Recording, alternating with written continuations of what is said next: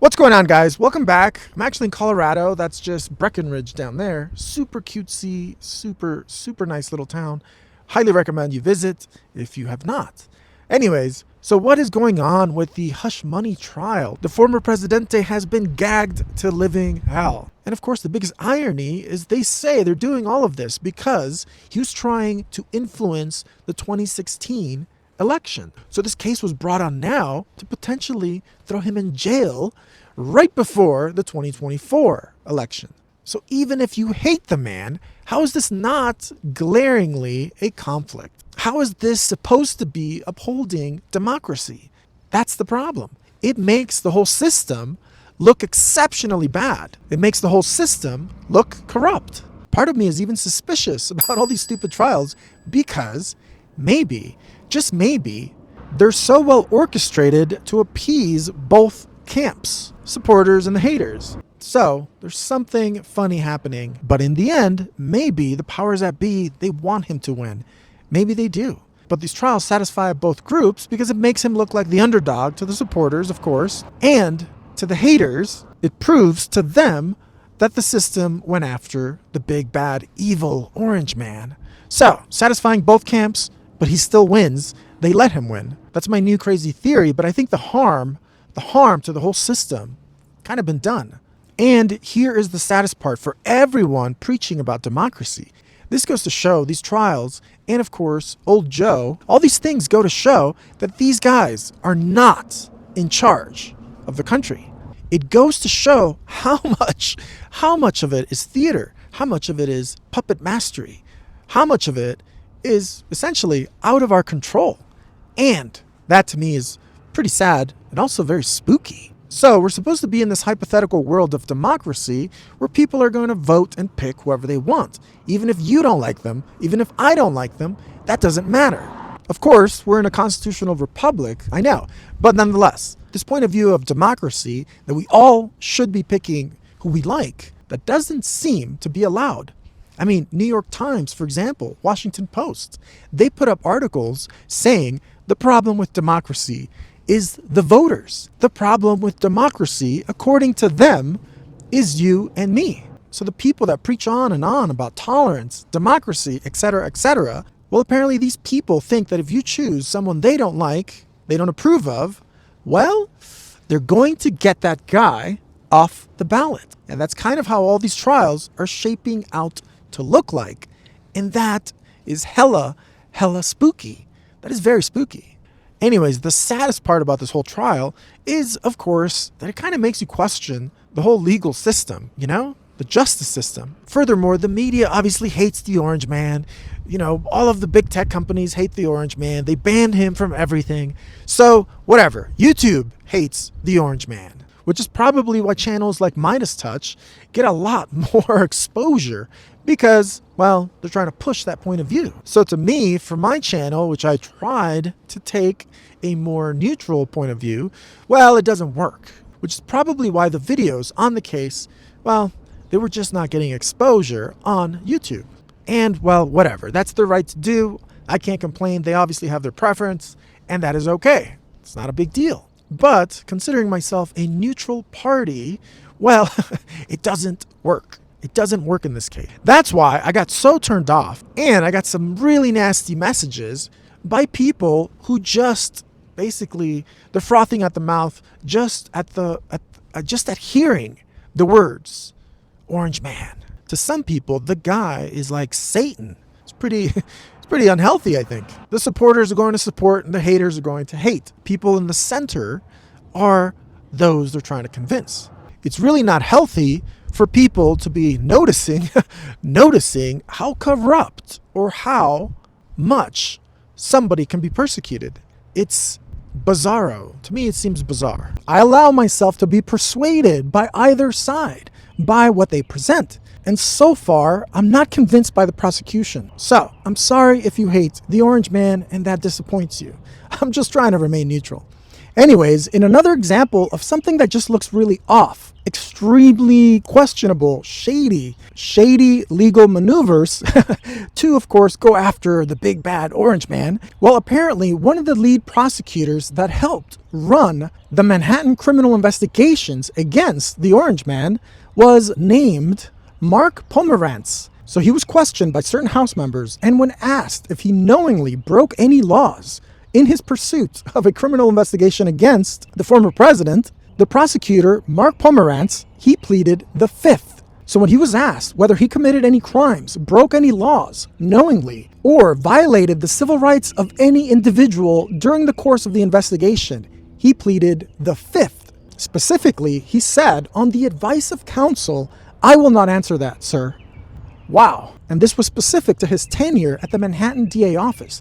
That is absolutely, well, it's absolutely insane, I would say. So it appears that they just want to go after the orange man at any costs, which, there's a lot of vitriol against that man. Anyways, so all this looks mighty shady. He actually got Michael Cohen to admit that he was pressured into the plea deal, that based on advice from his own counsel, he believed that if he didn't plead guilty within 48 hours, cut a deal with the prosecution to flip on the orange man, that his wife would also be indicted. So Todd Blanche asking, when you were asked if you were threatened or forced to plead guilty and you said no, was that a lie? Mr. Michael Cohen said correct, meaning he felt pressured or threatened, where he said in court, "I never denied the material facts. I just did not believe that I should have been criminally charged," essentially saying, "I'm innocent, but I was pressured." Now, one super interesting part is that all of his tax-related tax evasion charges, his whole plea deal with the prosecution, have to do with his taxi medallion business that he had in New York. So it actually had nothing to do with whatever dealings he had with the former president. So it almost sounds like a lot of things he was saying wrapped up in the hurricane of the anti-Orange Man movement. Asked about the non-disclosure agreement that he made with Keith Davidson, Stormy Daniels, and himself, the former president's name nor his signature were actually in the NDA. That's very interesting. Where they used fake names as a stand-in for Stormy Daniels and the former president. He also admitted to secretly recording phone calls, not just with the former president, but with a bunch of other clients as well, including reporters. But with nearly all the evidence presented in this trial, it appears that the case, it's a giant flop. Apparently, those that are smarter than us, the experts, they think we're just too damn stupid to choose whoever is not approved by them. Comes off a little shady and obviously extremely elitist. Anyways, like I've said before, a lot of people hate the former president. They think he's the embodiment of evil. My brother-in-law, for example, froths at the mouth, just abhors the man.